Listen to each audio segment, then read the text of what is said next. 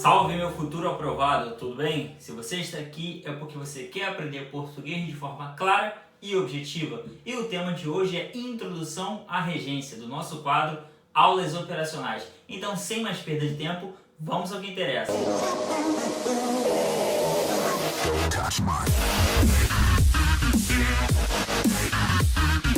Bom, então vamos falar sobre regência. Eu peço que você fique tranquilo, tá? Muita gente já se assusta com a matéria de regência porque tem que decorar tantas e tantas preposições, tem que decorar umas 40 regências verbais e umas 50 regências nominais. Calma, fica tranquilo. Não é nada disso. Na verdade, é um pouco disso.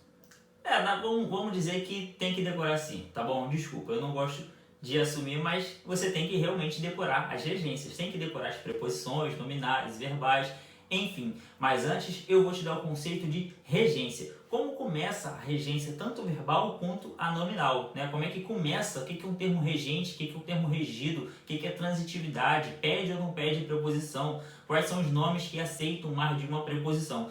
Então, fica tranquilo que a gente vai caminhar junto aí, beleza? Deixa eu te dar primeiro o conceito de regência. Regência é o modo pelo qual um termo rege outro que o complementa. Observe os termos regente abaixo e suas regências. Amor a Deus. Então, na primeira frase aí, nós já temos aí amor a Deus. Percebamos que aí não encontramos um verbo, ou seja, a regência ela não depende diretamente de um verbo. Quando a gente fala amor a Deus, esse a Deus é um termo preposicionado, ou seja, uma locução que está ligada à palavra amor, sendo o substantivo abstrato. Então nós temos aí um complemento nominal. Já é o primeiro exemplo de regência nominal. E o que eu já quero dizer com isso? Quando a gente fala sobre regência, termo regente e regido, por exemplo, na oração eu preciso de mais tempo, nós temos aí o verbo preciso. Quem precisa de alguma coisa. Então eu preciso, esse verbo precisar, ele reclama, ele pede uma preposição automaticamente, né? Que é o seu objeto indireto.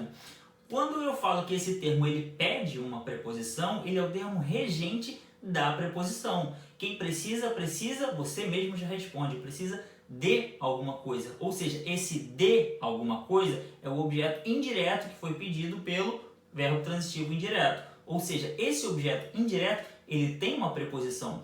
Então, dois passos da regência é saber se ele vai pedir preposição ou não.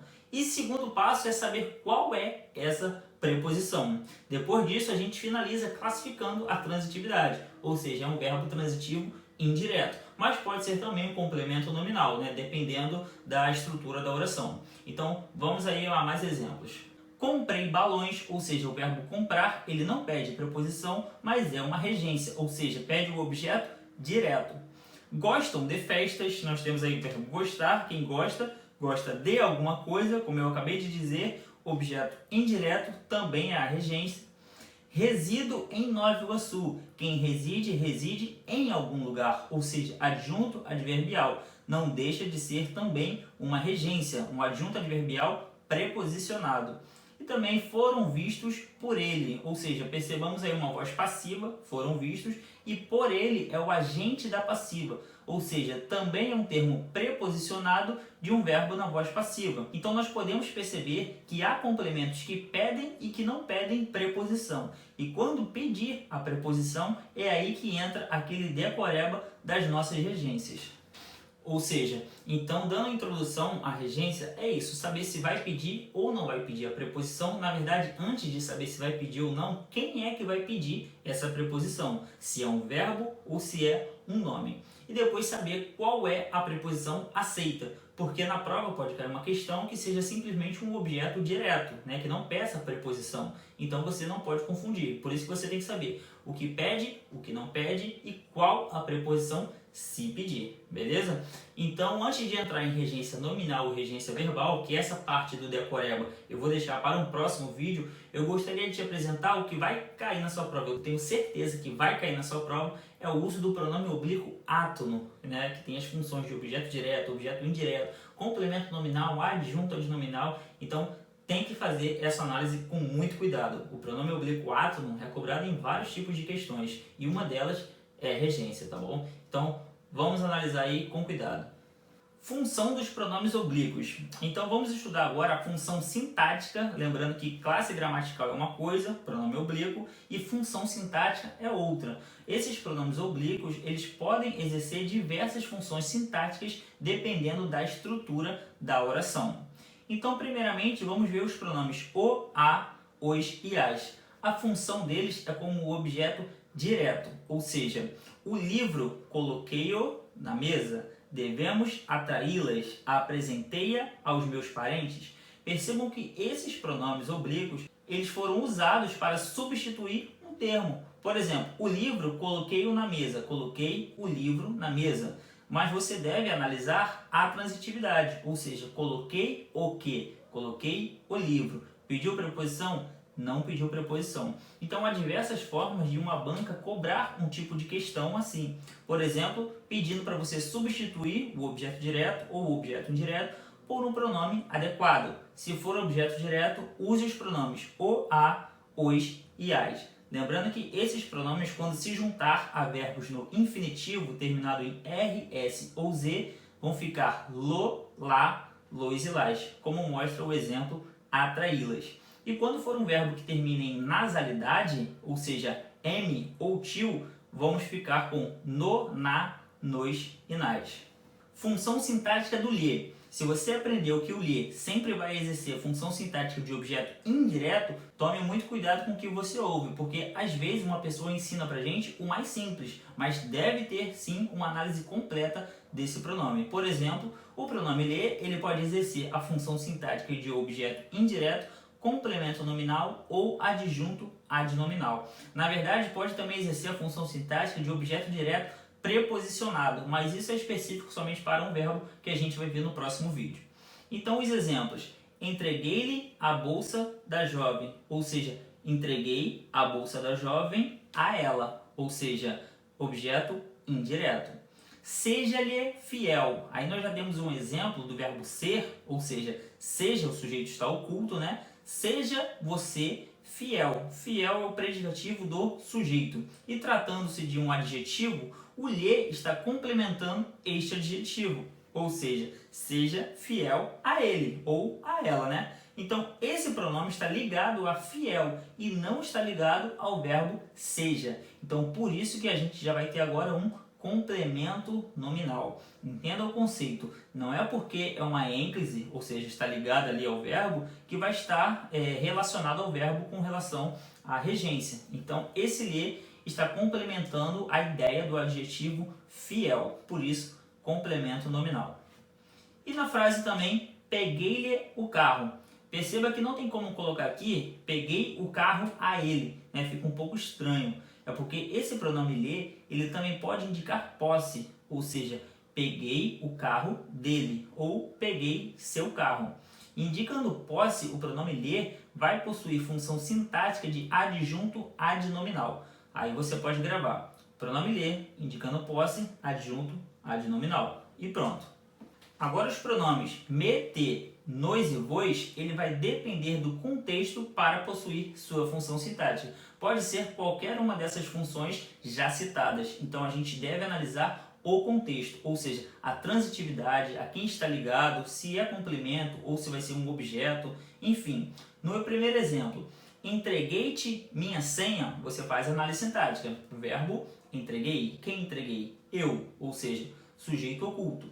Eu entreguei o quê? O que eu entreguei? Você para pensar. Eu entreguei o tu, porque o te se refere ao tu, né? Um pronome da segunda pessoa. Eu entreguei tu, minha senha, ou eu entreguei minha senha a ti?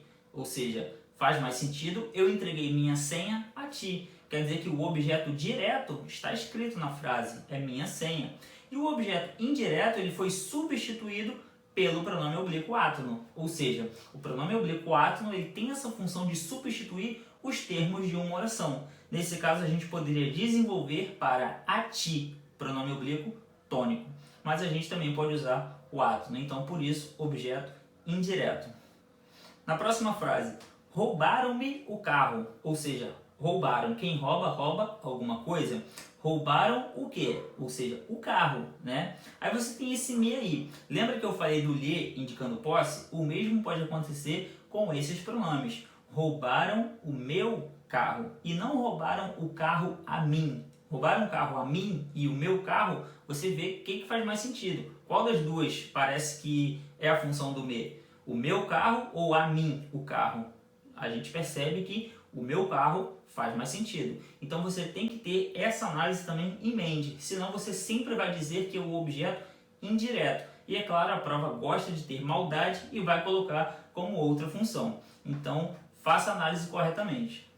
Na próxima frase, eu vos aliviarei. Então, de novo, eu vou fazer análise sintática antes de dizer qual a função sintática do pronome vos.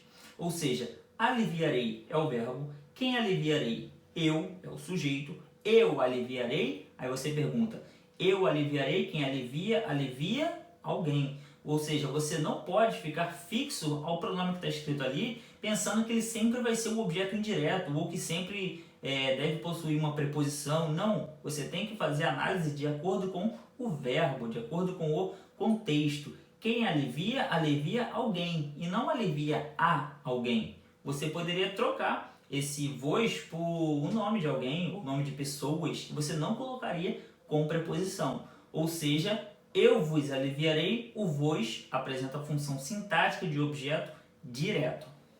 E por fim, não nos esqueçamos do passado. Aí a gente já vai ver que o verbo é nos esqueçamos. Por quê? Se eu for dizer que o verbo é somente esqueçamos, eu já vou ter até, na verdade, outro erro de regência que, para quem ainda não conhece, vai conhecer no próximo vídeo, que o verbo esquecer, quando ele for pronominal, ele exige a preposição de, ou seja, quem se esquece de alguma coisa. E quem esquece, esquece alguma coisa. Como está com a preposição, eu percebo que é um verbo pronominal. E já anota aí no seu caderno, na sua folhinha. Quando o verbo for pronominal, esse pronome que está aí do lado do verbo, ele será partícula integrante do verbo. Ou seja, ele não possui função sintática. Então, quando eu falo não nos esqueçamos, eu posso dizer também tu não te esqueces, eu não me esqueço, ele não se esquece. Você percebe que é sim um verbo pronominal, ou seja, não possui função sintática.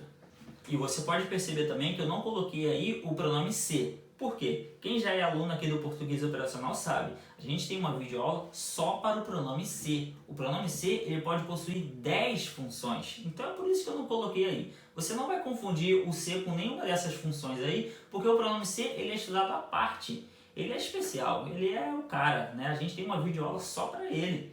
Então o pronome se ele deve ser estudado sim separadamente, tá bom? Quando você for estudar pronome reflexivo, partícula integrante do verbo, pronome apassivador, estude o pronome se, tá bom? Veja a videoaula e também faça exercícios do pronome se. Eu tenho certeza que todo concurso, toda prova que tenha português vai cair alguma coisa relacionada ao pronome se, beleza? Então fica a dica. Falando ainda sobre pronomes, precisamos também nos atentar aos verbos causativos e sensitivos. O que é isso? São verbos que não aceitam os pronomes pessoais do caso reto, somente os oblíquos, que funcionam como sujeito. Vamos ver nos exemplos. Deixe-me ver. Quando eu falo deixe-me ver, é errado eu dizer deixe eu ver. Por quê? A gente estuda em pronomes que os pronomes do caso reto, eles funcionam como sujeito da oração. E os pronomes do caso oblíquo, eles funcionam como complementos da oração. Mas nesse caso, o verbo deixar, ele é um verbo causativo, ou seja, ele transforma esse me em sujeito do próximo verbo. Quando eu falo deixe-me ver, o ver é um verbo no infinitivo. E quem é o sujeito dele? Vai ser o me, ou seja, deixe eu ver. Mas falar deixe eu ver é uma forma errada, porque o eu passaria a ser objeto do verbo deixar. Então é por isso que a gente usa essa estrutura. E somente com esses verbos que vai acontecer isso. Deixe-me ver. O me possui função sintática de sujeito de um verbo do infinitivo. E o mesmo vai acontecer com esses outros verbos.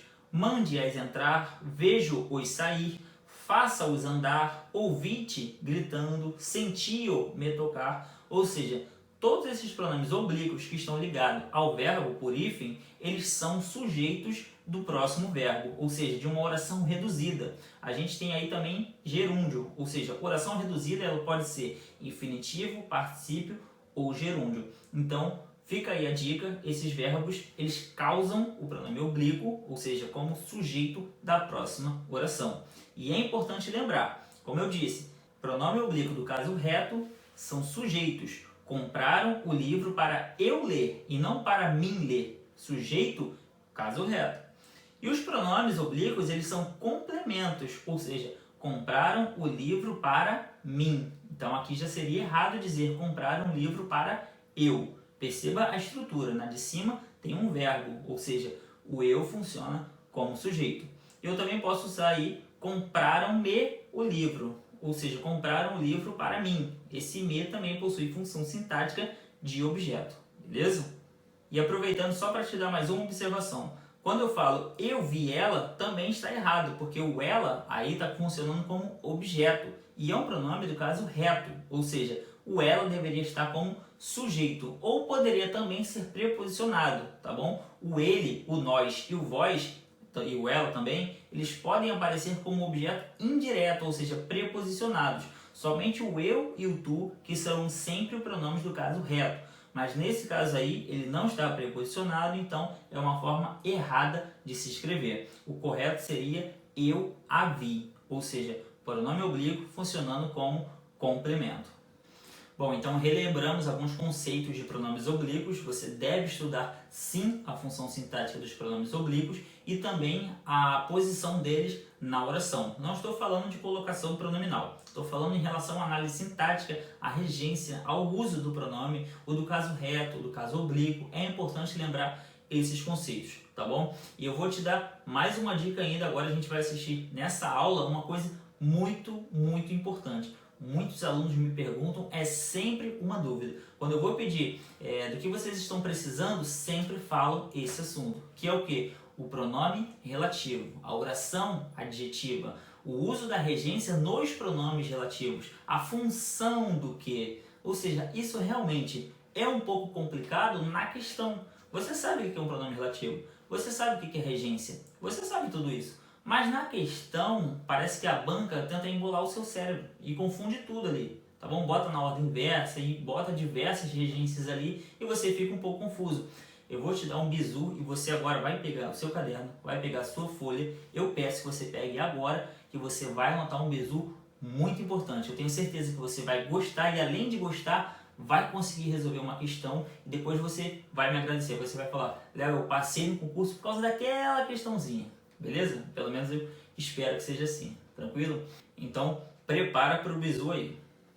Regência nos pronomes relativos, ou seja, orações subordinadas adjetivas. São regidos de preposição adequada pedida por o verbo ou nome. Então, vamos ao exemplo. Essas são as festas de que mais gosto. Então, presta muita atenção agora. Eu vou até colocar a frase aqui agora, que eu quero que você olhe para mim e também para a frase. Beleza? Tenta fazer isso daí. Quando eu falo essas são as festas de que mais gosto, eu percebo que tem um pronome relativo, certo? O que? E todo pronome relativo tem o seu termo antecedente.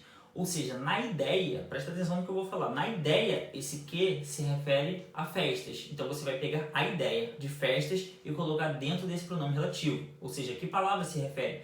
Qual o significado desse que? Beleza? Pegou? Agora faz o seguinte, tudo que tem antes do que, com exceção da preposição, você apaga. Tudo que tem antes do que, com exceção da preposição, você esquece. Esquece mesmo, você não vai analisar mais isso. Ou seja, então a nossa frase agora só tem de que mais gosto. Tranquilo? Passo a passo, hein? Então ficou assim, de que mais gosto. Agora troca esse de que pela aquela ideia, lembra da ideia? Lembra? Não, a gente acabou de falar, né? Esse de que você troca pela palavra, ou seja, festas. Então, ao invés de ficar de que, vai ficar das festas. Tem que carregar também o seu artigo, né? Você não vai falar de festas, não, das festas, né? Feminino. Então, eu gosto das festas, eu gosto. Tranquilo? Ficou assim, né? Eu não estou vendo, vocês estão vendo, mas eu não. Ficou das festas, eu gosto. Então, agora, com essa estrutura, a gente vai fazer análise sintática. E você com certeza vai descobrir tanto a função sintática do que quanto a sua regência e também ao termo que ele está ligado. Ou seja, das festas eu mais gosto. O gosto é o verbo, o primeiro passo. Verbo, gosto. Quem gosta? Eu. Eu gosto de quê? Pronto. E de que eu gosto? Das festas. Ou seja, está na ordem inversa e sempre vai estar na ordem inversa, porque o pronome relativo, ele inicia a oração. Você pode jogar muito bem esse pronome relativo para o final, ou seja, eu gosto das festas. Então, eu gosto das festas já tem a sua análise agora muito fácil para fazer, né? Todo mundo agora consegue. Eu gosto de quê? Das festas.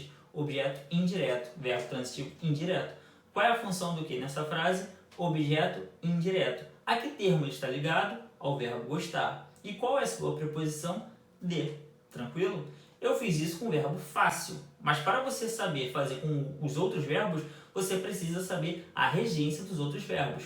Eu vou colocar aqui o aspiro, você tem que entender. O aspirar tem dois sentidos, então você tem que estudar regência verbal e regência nominal. Depois que você decorar essas regências, você vai fazer esse passo a passo que eu acabei de te ensinar. E com esse passo a passo você vai conseguir descobrir a que termo está ligado. Muita gente acha que... eu estou dizendo muita gente mesmo. Quando eu pergunto, esse termo preposicionado, o pronome relativo, ele está ligado a quem? Está ligado a festas. Por quê? É o que vem antes. E sempre acha que é assim. Está ligado a festas, está relacionado a festas. Não, por isso que eu falei, a ideia. A ideia é as festas, mas a análise sintática você sempre faz dentro da oração adjetiva, grava isso. A análise sintática do pronome relativo é sempre dentro da oração do pronome relativo, ou seja, da oração subordinada adjetiva. Você esquece a outra. E essa oração subordinada adjetiva, ela pode vir no meio da oração também, não é só no final não, pode vir no meio. Aí você vai esquecer, as outras duas, que na verdade é uma só, né? É a oração principal. Corta a oração principal, por favor. Corta a oração principal e faz a análise dentro da oração subordinada. Eu tenho certeza que você vai ser muito mais feliz, porque você vai passar no concurso e vai ter sua vida, você vai ter seu sucesso e vai ser feliz. Por quê? Porque você analisou dentro da oração subordinada adjetiva, que maneira, beleza? Então, só mais uma frase aí para poder confirmar. O cargo a que aspiro é muito importante. De novo, a que aspiro. Ou seja, o que se refere ao cargo. Ou seja, eu aspiro ao cargo. Então, eu elimino toda a oração principal, né, que agora está dividida. Fico só com a oração subordinada adjetiva, que faço uma análise sintática.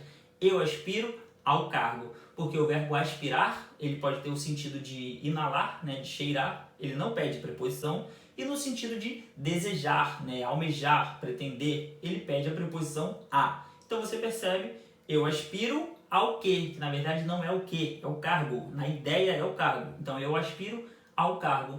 O complemento a que é para você ao cargo, está ligado ao verbo aspirar, ou seja, um complemento verbal, é o objeto indireto. Beleza? Faça isso. Quando fizer exercícios, faça esse passo a passo para você já ir treinando. Quando chegar na prova, vai pegar fácil, beleza? Então, essas são as dicas iniciais em relação à regência, tá? Eu tenho que falar sobre isso com você. Uso dos pronomes, na verdade, função sintática dos pronomes, uso dos pronomes, o uso dos pronomes também em relação à posição dele como sujeito, como objeto, e também o pronome relativo nas orações subordinadas, tranquilo?